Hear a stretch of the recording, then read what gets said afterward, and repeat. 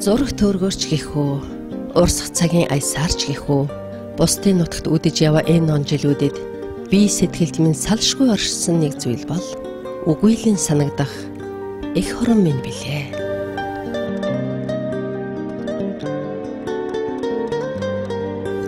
Эрдэнийн 6 үсгээс бүтсэн Монгол хэмээх энэ дотн үг ёстой л элэг зүрхнээс уяатай байдаг.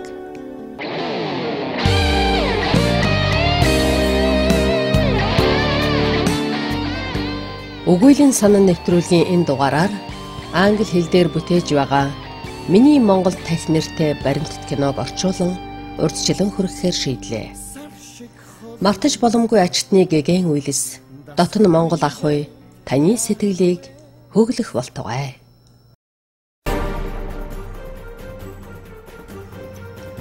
Олон мянган жилийн тэртегээс газар шороон дээр нутагшиж ирсэн зэрлэг адууг монголчууд тахь гэж нэрлэдэг. Тахь гэдэг нь шүтэж дээдэл гэсэн утгатай үг. 20 дугаар зууны 2 дугаар хагаст энэ адгуус Монголд бүрэн устж Европын амтны хүрээлэнгүүдэд цөөхөн толгой үлдсэн байлаа.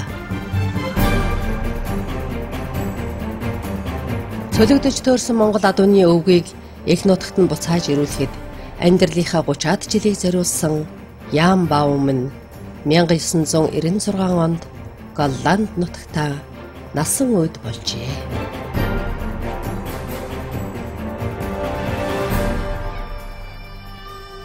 Миний чандрыг Монголд аваачиж тахь нутгшуулсан газраа хийсгэрээ гэсэн захиас түүний сүүлчийн гэрээслэл нь байлаа.